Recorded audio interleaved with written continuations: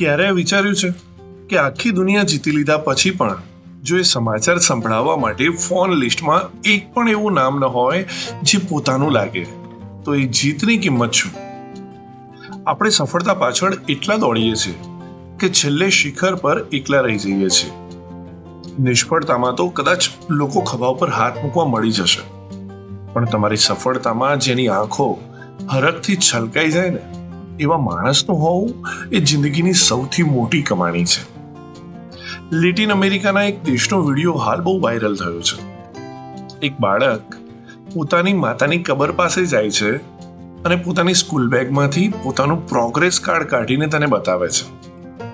તેના નામની તકતી પર હાથ ફેરવતા તેની સાથે વાતો કરે છે અને લાગણીવશ તેના ખોળામાં સૂતો હોય એમ ત્યાં જ સૂઈ જાય છે. એ બાળક ત્યાં ગયો કારણ કે એને ખબર છે કે પથ્થર પાછળ એની માનું હૃદય છે, જેની વાત સાંભળતું હતું.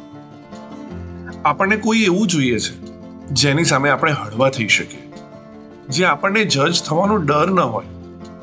યાદ રાખજો, જો તમારી પાસે કોઈ એવી વ્યક્તિ છે જેની સાથે તમે મન મૂકીને હસી શકો કે રડી શકો છો, તો તમે દુનિયાના સૌથી સફળ માણસ છો.